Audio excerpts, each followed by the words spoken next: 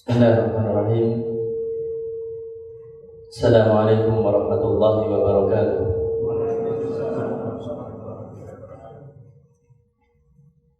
Alhamdulillahi rabbil alamin.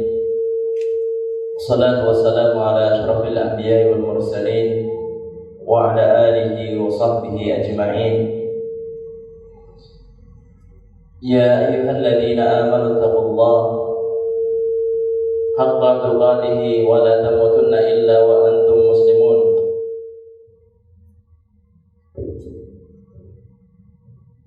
Amma ba'du, fa inna asdaqal hadithi kitabullah wa khairal hadi hadi Muhammadin sallallahu alaihi wasallam wa syarrul umuri muhdatsatuha wa kullu bid'atin dhalalah.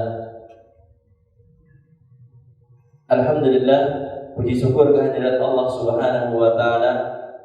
Pada kesempatan malam hari ini Allah Subhanahu wa taala masih mengkaruniakan kepada kita begitu banyak kenikmatan, begitu banyak kemudahan, sehingga dengan rahmat dan kasih sayang Allah Subhanahu wa taala kita bisa dipertemukan di majelis yang mulia ini. Semoga Allah Subhanahu wa taala berkenan untuk melimpahkan kepada kita ilmu yang bermanfaat. Amin ya rabbal alamin. Salawat dan juga salam semoga senantiasa terlimpahkan kepada junjungan kita Nabi besar Muhammad sallallahu alaihi wasallam, keluarganya, para sahabatnya, demikian juga orang-orang yang mengikuti ajarannya. Hadirin sekalian, kaum muslimin yang dimuliakan oleh Allah, demikian juga para pendengar Radio Insani dimanapun Anda berada, dan juga para pemirsa Yufi TV, semoga Allah Subhanahu wa taala senantiasa melimpahkan rahmatnya kepada kita semuanya. Amin ya rabbal alamin. Pada kesempatan malam hari ini insyaallah kita akan melanjutkan kajian kita pada hadis yang ke-10. Pada kesempatan yang lalu telah kita baca bersama hadis yang ke-10 dari Arba'in Nawawi. Kemudian kita telah sebutkan kedudukan dari hadis yang mulia ini, dan juga telah kita sebutkan dua faedah, dua pelajaran yang bisa kita ambil dari hadis yang ke-10 ini. Kita ulangi secara ringkas apa yang telah kita pelajari pada kesempatan yang lalu. Pelajaran pertama yang kita ambil pada kesempatan yang lalu adalah dari sabda Nabi sallallahu alaihi wasallam, bahwasanya beliau sallallahu alaihi wasallam bersabda, sesungguhnya Allah Subhanahu wa taala adalah baik dan tidak menerima kecuali yang baik. Faedahnya adalah bahwasanya Allah Subhanahu wa taala hanya akan menerima sesuatu yang baik. Mencakup apa saja itu? Mencakup 4 perkara yang kita sebutkan pada kesempatan yang lalu. Allah Ta'ala hanya akan menerima amalan yang baik, akan menerima harta yang baik, ucapan yang baik, demikian juga akidah yang baik. Ini adalah faedah yang pertama dari hadis yang ke-10. Adapun faedah yang kedua yang telah kita pelajari adalah cara yang bisa ditempuh oleh seorang hamba agar amalannya itu thayyiban maqbuda indallah, agar amalannya itu baik dan diterima di sisi Allah Subhanahu wa taala. Kita sebutkan di antara cara yang paling bisa menjadikan seorang hamba amalannya itu baik dan diterima di sisi Allah Subhanahu wa taala adalah mengkonsumsi sesuatu yang halal, makanan yang halal, minuman yang halal, pakaian yang halal, dan segala sesuatu yang berkaitan dengan kehidupan kita adalah sesuatu yang halal. Ini di antara sebab terpenting untuk mendapatkan sebuah amalan yang baik dan juga amalannya diterima di sisi Allah Subhanahu wa taala. Kita lanjutkan sekarang faedah ataupun pelajaran yang ketiga dari hadis yang ke-10. Faedah yang ketiga adalah bagaimana jika seorang itu memiliki ataupun ada padanya harta orang lain yang dia ambil dengan tidak dibenarkan oleh syar'i. Dia ambil harta orang lain, kemudian apa? Suatu saat dia sadar bahwasanya harta orang lain ini adalah tentunya haram, ya. Kemudian dia sadar bagaimana cara berlepas diri darinya. Kemudian dia terpisah dari orang yang memilikinya. Mungkin suatu masa dia pergi ke luar negeri, kemudian dia mencuri di sana ataupun menipu di sana. Kemudian apa? Dia kembali ke negerinya. Kemudian dia sadar, bertobat kepada Allah Subhanahu wa taala. Bagaimana cara agar orang tersebut tidak terkena dosanya? Antara dia dengan Allah Subhanahu wa taala sudah beres dengan taubat, ya. Antara dia dengan hamba, ini yang jadi masalah. Maka para ulama menyebutkan tentang jalan keluar dari masalah seperti ini. Mereka juga berbeda pendapat. Ada 3 pendapat yang disebutkan oleh penulis Al-Wafi di sini. Pendapat yang pertama diriwayatkan dari Malik bin Dinar. Dia bertanya kepada Atha bin Abi Rabah. Pendapat dari Imam Atha bin Abi Rabah tentang orang yang dia masih ada padanya harta orang lain yang dia ambil dengan cara yang haram. Bagaimana cara dia berlepas diri? Beliau mengatakan hendaknya orang itu mensedekahkan, dan pahalanya itu adalah bagi sang pemiliknya. Jadi diniatkan untuk bersedekah dan atas nama pemilik harta tersebut. Ini pendapat pertama. Pendapatnya siapa? Atha bin Abi Rabah. Yang kedua, sebuah riwayat yang datang dari Imam Asy-Syafi'i rahimahullahu taala. Sebuah riwayat yang datang dari Imam Asy-Syafi'i rahimahullahu taala. Bagaimana caranya berlepas diri? Maka beliau mengatakan harta yang semacam ini hendaknya disimpan, dijaga sampai nanti ketika orang yang berhak datang kepadanya dan mengambil darinya, baik orangnya ataupun orang yang datang setelahnya, ahli warisnya. Kemudian pendapat yang ketiga. Pendapatnya Fudail bin Iyad. Beliau berpendapat bahwasanya harta haram yang ada pada seorang hendaknya dimusnahkan dengan apapun caranya. Mungkin dengan cara membuangnya ke lautan ataupun dengan cara yang lainnya. Dan beliau mengatakan tidak boleh untuk bersedekah dengan harta yang semacam ini. Kira-kira pendapat yang kuat yang mana ini?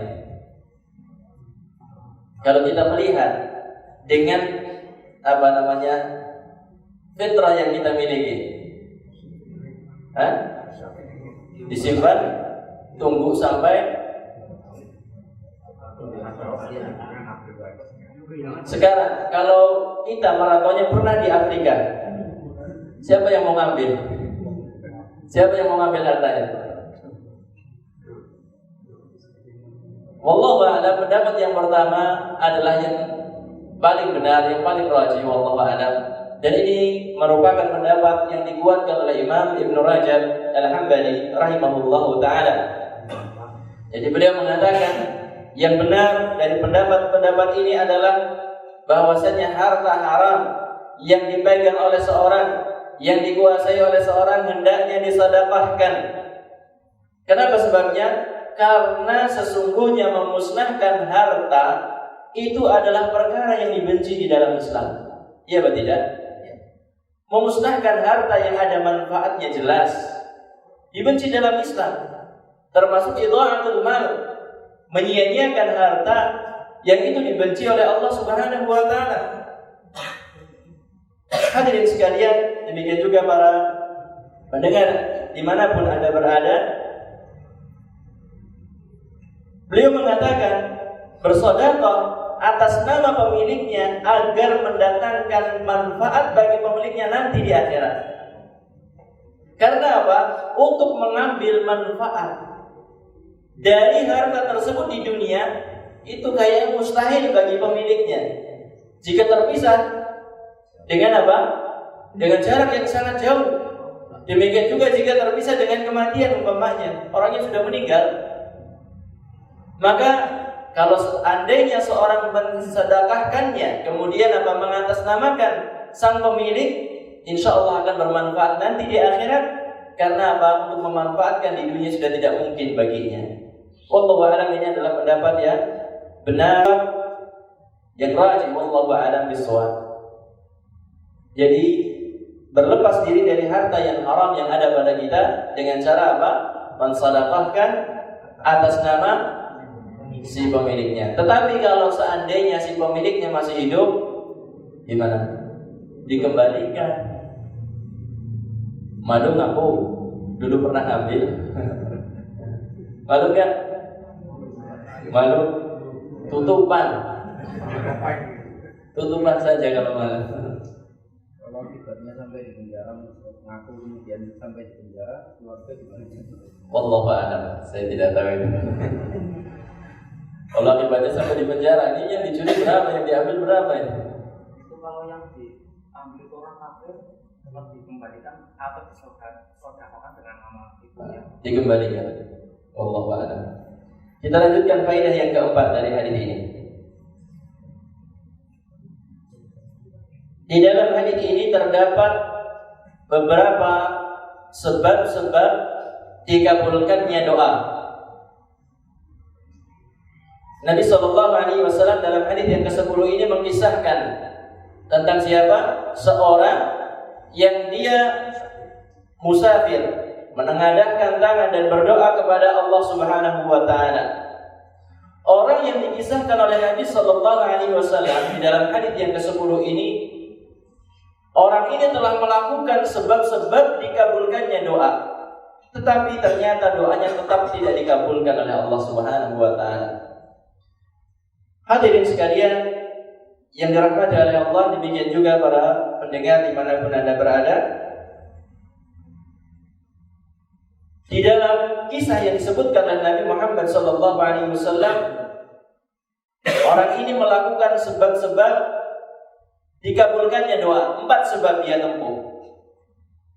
4 sebab dikabulkannya doa yang ada di dalam hadis ini adalah yang pertama, italatus safar. Italatus safar, melakukan perjalanan jauh, melakukan safar. Kenapa yang namanya safar ini menjadi sebab dikabulkannya doa? Nabi kita Muhammad SAW bersabda dalam hadis yang diriwayatkan oleh Imam Abu Dawud, Imam At-Tirmidzi, Imam Ibnu Majah dari sahabat Abu Hurairah radhiyallahu ta'ala anhu, beliau sallallahu alaihi wasallam bersabda, "Thalathu da'awatin mustajabat la syakka fihinna." Rasulullah sallallahu alaihi wasallam menyebutkan ada 3 doa yang mustajab, tidak diragukan padanya. Ada 3 doa yang mustajab dan tidak ragu tentang dikabulkannya doa ini. Rasulullah menyebutkan yang pertama adalah da'watul mazlum, doanya orang yang terzalimi, doanya orang yang teraniaya. Sebagaimana dalam hadis yang lain Rasulullah SAW berpesan kepada sahabatnya, ittaqi da'watal mazlum, takutlah engkau kepada doanya orang yang terzalimi, doanya orang yang teraniaya. Fa innahu laisa bainahu wa bainallahi hijab, karena sesungguhnya tidak ada antara orang tersebut dengan Allah Subhanahu wa taala penghalang. Enggak ada penghalangnya. Maka kita harus hati-hati kepada doa orang yang terzalimi. Di antara bentuk kezaliman apa? Contohnya memukul orang lain, apalagi korupsi, Apalagi kezaliman yang dilakukan. Menipu, merampok, mencuri. Di antara yang harus hati-hati ini, yang mungkin banyak terjadi di antara kita, ini bentuk kezaliman. Kita punya uang untuk melunasi hutang, kemudian kita tunda. Kita menunda-nunda waktu pelunasan hutang, padahal kita sudah punya. Siapa yang terzalimi di situ? Yang memberikan pinjaman yang terzalimi. Maka hati-hati, kita itu kena doanya siapa? Yang memberi pinjaman kepada kita. Rasulullah SAW mengatakan, "Matalul ghani zulmun." Seorang yang mampu, dia menunda-nunda pelunasan, itu sebuah kezaliman. Berarti apa? Orang yang menunda pelunasan hutang sementara dia mampu, ini adalah kezaliman. Siapa yang terzalimi? Orang yang memberikan pinjaman. Jangan disangka kita itu masih nanti seperti itu, masih akan dimaafkan dan lain sebagainya. Ini kezaliman. Hati-hati dari kezaliman yang semacam ini. Mungkin kita tidak menyadarinya. Kemudian doa yang dikabulkan yang kedua adalah da'watul musafir. Doanya orang yang sedang safar, doanya orang yang sedang bepergian. Kenapa sebabnya? Orang yang bepergian itu doanya dikabulkan oleh Allah Subhanahu wa taala. Kita akan merasa ketika sedang bepergian, kita akan merasa bagaimana? Terputus dari makhluk semuanya. Ya? Terputus dari makhluk semuanya dan dia hanya bergantung kepada Allah Subhanahu wa taala. Dalam kondisi semacam inilah seorang hamba biasanya sangat butuh kepada Allah, dan biasanya hamba tersebut akan senantiasa minta kepada Allah Subhanahu wa taala. Kemudian yang ketiga, wa da'watul walidi li waladihi. Yang ketiga adalah doanya seorang orang tua. Doanya orang tua bagi anaknya. Doanya orang tua bagi anaknya ini termasuk doa yang dikabulkan oleh Allah, yang mustajab. Maka kita sebagai orang tua jangan pernah mengatakan dengan lisan kita ucapan-ucapan yang jelek kepada anak kita. Ucapkan ucapan-ucapan yang bagus. Walaupun mungkin hati kita itu dongkolnya luar biasa sama anak kelakuannya. Kita jengkel sekali, anaknya nakal sekali, tetapi jangan sampai kita mengatakan seperti apa? Kurang ajar. Gimana? Pintar lagi dikatakan seperti itu. Hadirin sekalian yang dimuliakan oleh Allah, perhatikan ketika kita mendidik anak kita, jangan sampai kita melontarkan kata-kata yang jelek, tetapi usahakanlah senantiasa mengatakan perkataan-perkataan yang baik untuk anak kita. Hadirin sekalian, saudara pendengar yang dimuliakan oleh Allah, kita lanjutkan. Yang keberapa? Yang kedua. Tadi sebab dikabulkannya doa yang pertama adalah melakukan perjalanan. Yang kedua,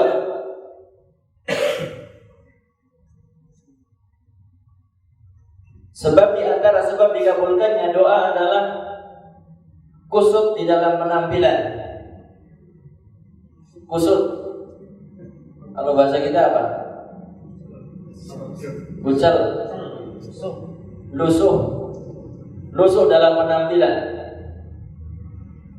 Hal ini disebutkan oleh Nabi kita Muhammad sallallahu alaihi wasallam. Beliau sallallahu alaihi wasallam bersabda,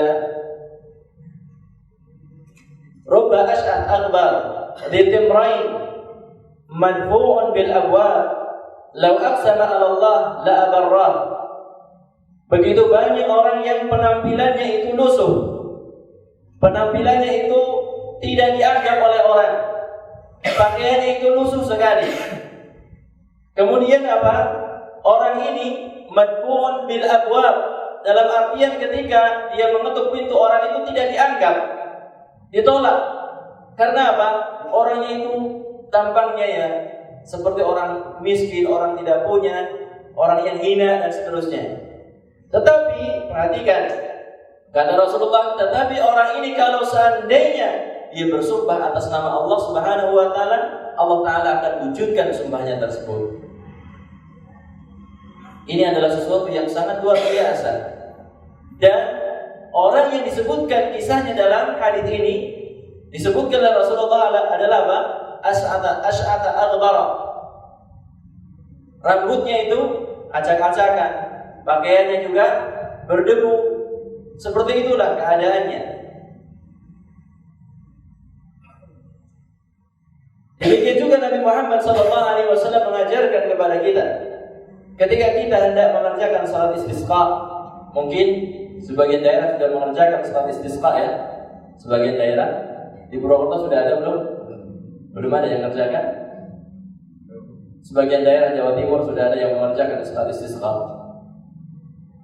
Maka Rasulullah SAW menganjurkan kepada orang yang keluar untuk salat istisqa bukan dengan pakaian yang bagus, tetapi pakaian yang lusuh, dengan hati yang tunduk kepada Allah Subhanahu wa taala, hati yang begitu butuh kepada Allah Subhanahu wa taala. Ini di antara yang dianjurkan oleh Nabi kita Muhammad sallallahu alaihi wasallam. Kemudian yang ketiga, sebab di antara sebab dikabulkannya doa, menengadahkan kedua tangan ke langit. Menengadahkan kedua tangannya kepada Allah Subhanahu wa taala. Dan ini juga merupakan akidah seorang muslim, bahwasanya Allah Subhanahu wa taala yang dia minta itu adalah di atas segalanya. Allah Subhanahu wa taala di atas seluruh makhluknya.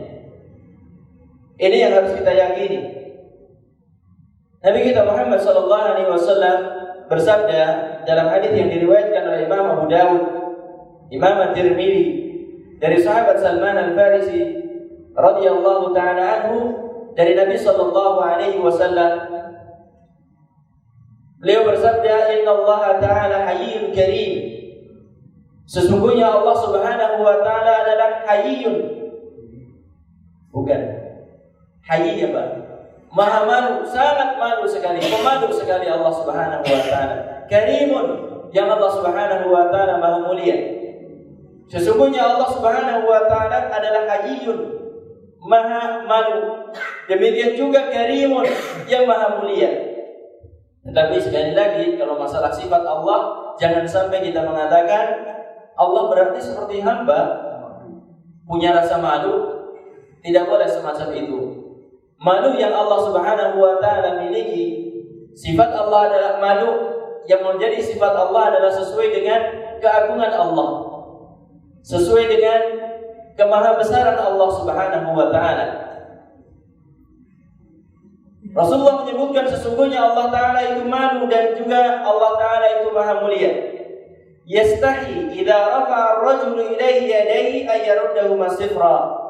Dan Allah Subhanahu wa taala malu jika ada seorang dia menengadahkan kedua tangannya ke atas langit menuju Allah Subhanahu wa taala, kemudian Allah taala biarkan tangannya tersebut kembali dalam keadaan kosong. Allah Subhanahu wa taala akan kabulkan permintaan seorang yang diiringi dengan apa? Dengan menengadahkan kedua tangannya ke langit.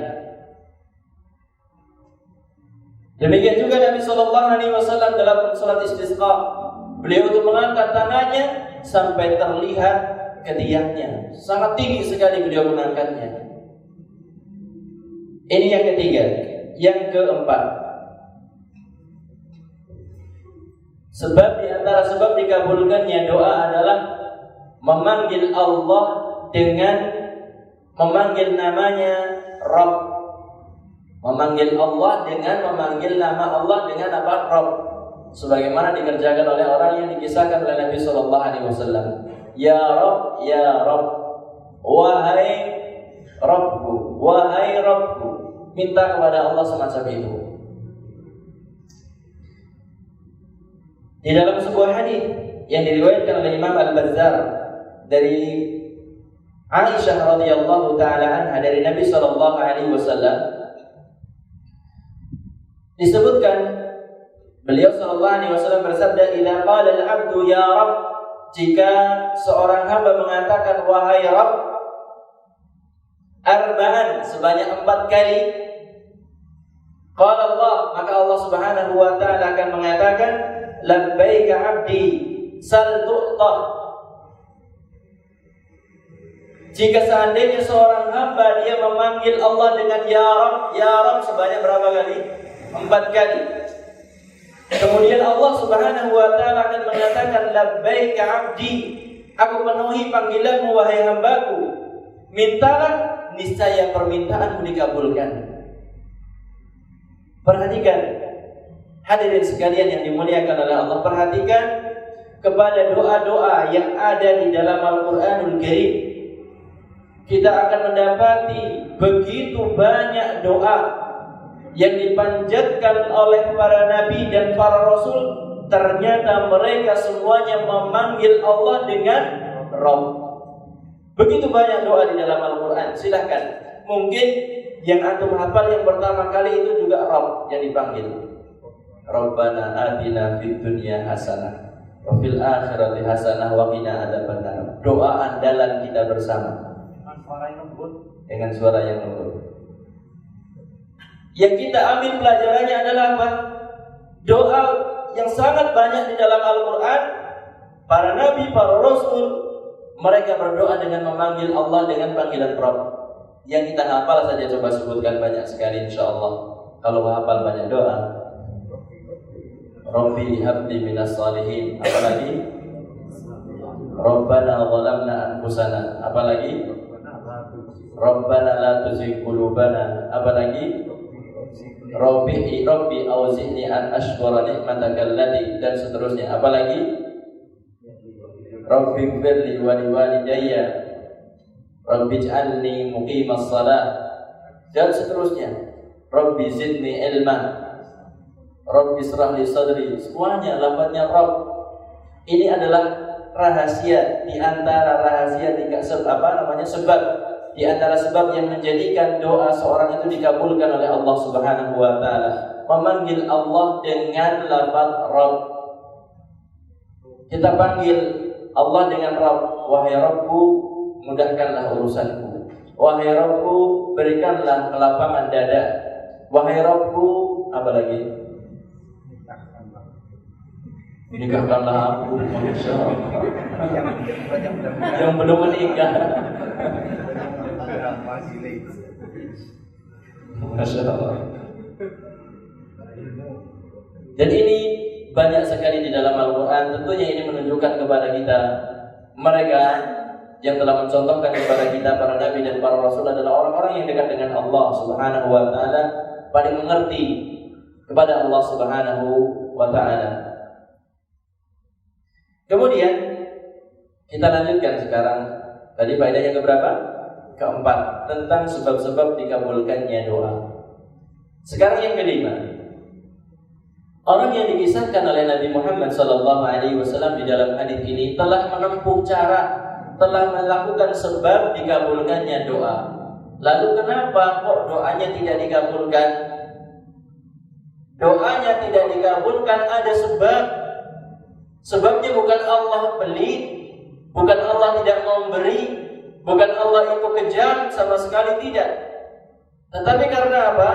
Karena orang tersebut melakukan sesuatu yang menghalangi dikabulkannya doa yang dia panjatkan.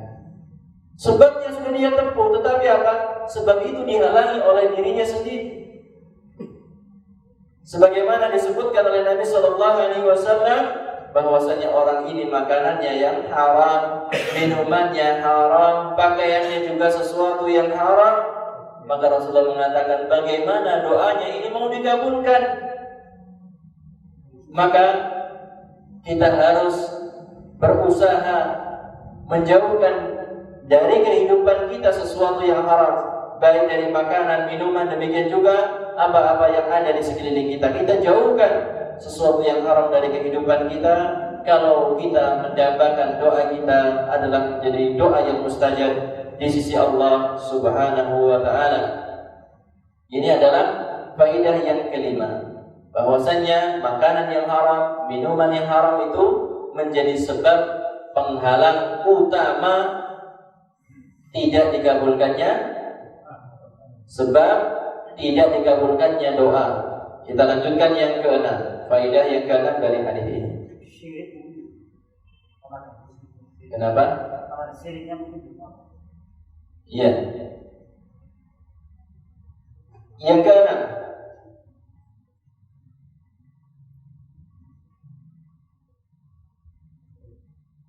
dari hadis ini kita juga mengambil sebuah pelajaran penting, bahwasanya doa itu merupakan inti dari peribadahan kepada Allah Subhanahu wa taala. Doa itu merupakan inti dari ibadah. Sebagaimana Nabi kita Muhammad sallallahu alaihi wasallam, beliau bersabda, "Ad-du'a'u huwal ibadah." Doa itu adalah sebuah ibadah. Doa adalah sebuah ibadah. Seorang yang berdoa kepada Allah Subhanahu wa taala, hakikatnya dia itu meyakini 3 macam rububiyah yang dimiliki, 3 macam tauhid. Orang yang berdoa kepada Allah, hakikatnya dia itu memiliki keyakinan tentang 3 macam tauhid terhadap Allah Subhanahu wa taala. Tauhid rububiyah, tauhid uluhiyah, tauhid asma dan sifat. Dari sisi mana seorang yang berdoa kepada Allah kok meyakini rububiyah Allah Subhanahu wa taala? Dari sisi mana? Ketika seorang berdoa kepada Allah, apakah mungkin dia meyakini dalam keadaannya Allah itu kayaknya gak mampu? Mungkin gak? Mungkin gak seorang menengadahkan tangannya kepada Allah, minta kepada Allah, kemudian keyakinan dirinya itu mungkin Allah gak mampu untuk mengabulkan permintaan saya? Mungkin gak semacam ini terjadi? Kalau orang yang berdoa dengan benar, insya Allah tidak akan terjadi. Artinya apa? Orang yang berdoa kepada Allah, dia meyakini rububiyah Allah. Allahu ala kulli syai'in qadir. Allah Subhanahu wa ta'ala maha kuasa atas segala sesuatu. Pasti kalau seandainya dia meminta sesuatu dan dia menyangka bahwasanya oh jangan-jangan ini berat bagi Allah, tentunya ini adalah orang-orang yang tidak bertauhid. Dan apa gunanya sekarang dia minta kepada Allah Subhanahu wa taala sementara keyakinannya semacam itu? Kemudian yang kedua, orang yang berdoa kepada Allah, dia juga meyakini uluhiyah Allah Subhanahu wa taala, bahwasanya wajib baginya untuk meminta, untuk berdoa hanya kepada Allah Subhanahu wa taala semata. Tidak meminta, tidak berdoa kepada selain Allah Subhanahu wa taala. Sebagaimana yang kita senantiasa katakan, iyyaka na'budu wa iyyaka nasta'in, hanya kepadamu lah ya Allah kami menyembah, dan hanya kepadamu lah ya Allah kami minta pertolongan. Berdoa kepada Allah, minta pertolongan hanya kepada Allah Subhanahu wa taala semata. Kemudian tauhid asma sifat, asma dan sifat. Bagaimana seorang berdoa itu meyakini tauhid asma dan sifat? Orang yang meminta kepada Allah, orang yang berdoa kepada Allah, maka pasti dia meyakini bahwasanya Allah Subhanahu wa taala adalah, di antara nama Allah adalah apa? As-Sami, yang maha mendengar. Kalau seandainya seorang berdoa kepada Allah, apakah mungkin dia berdoa kepada Allah sementara dia meyakini Allah tidak mendengar? Tidak kan? Seorang yang berdoa kepada Allah pasti dia meyakini bahwasanya Allah itu mendengar apa yang dia minta. Apa yang dia adukan kepada Allah, Allah Ta'ala mendengarnya. Jadi ketahuilah bahwasanya doa ini begitu agung di dalam Islam, karena doa menunjukkan kepada apa? 3 macam tauhid yang dimiliki oleh seorang hamba, yang semuanya itu adalah dia tunjukkan hanya kepada Allah Subhanahu wa taala semata dalam apa yang dia minta kepada Allah Subhanahu wa taala. Kemudian ketika seorang telah mengetahui bahwasanya doa itu adalah merupakan ibadah, maka selayaknya seorang tersebut hanya berdoa kepada Allah Subhanahu wa taala, ikhlas dalam berdoa, meminta hanya kepada Allah Subhanahu wa taala, tidak kepada yang selainnya. Wallahu a'lam bishawab. Ini yang bisa kita pelajari pada kesempatan malam hari ini.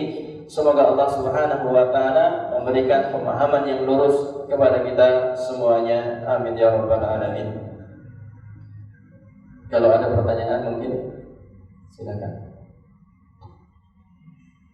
Ustaz, jika penjelasan kembali tadi terkait apa yang disebutkan terkait sebetulnya 3 bulan Dzulhijjah tentang khusus di dalam penandaan atau khusus. Apakah ini disengaja atau faktor yang lainnya? Apa enggak?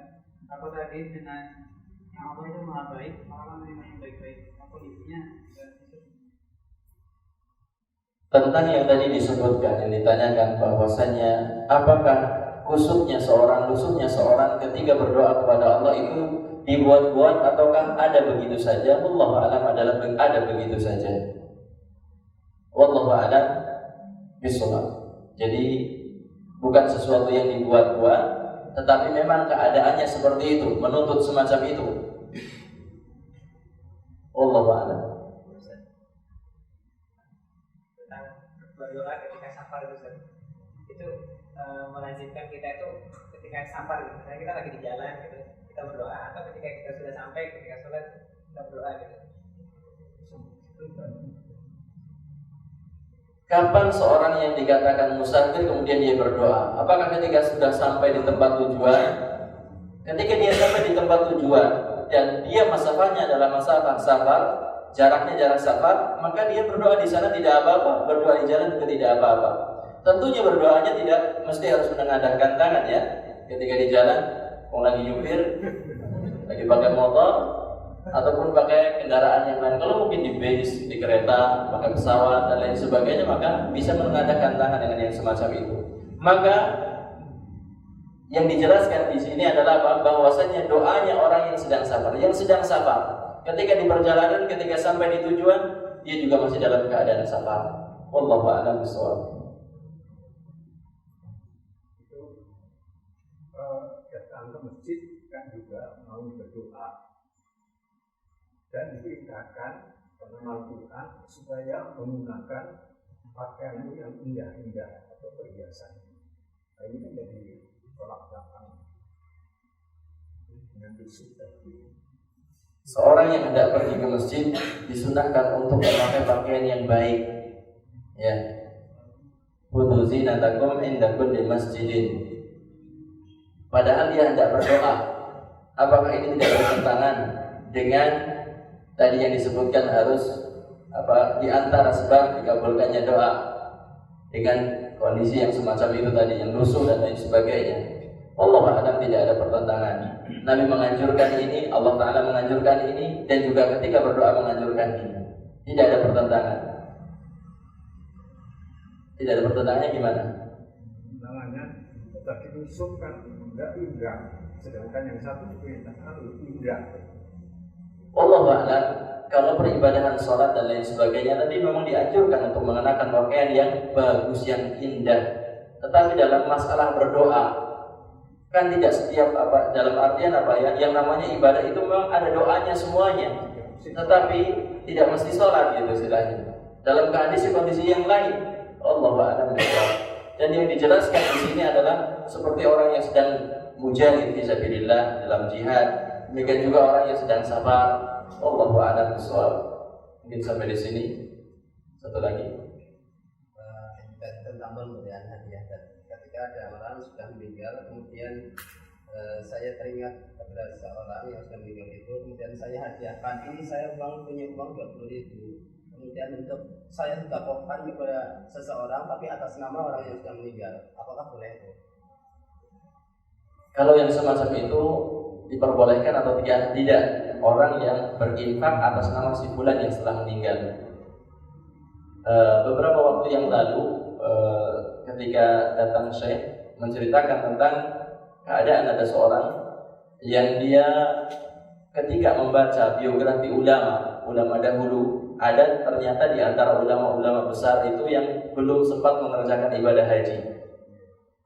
Kemudian pemuda ini memiliki niatan yang sangat besar sekali dan memiliki semangat yang sangat cinta sekali kepada ulama ini, maka dia punya inisiatif untuk menghajikan ulama ini.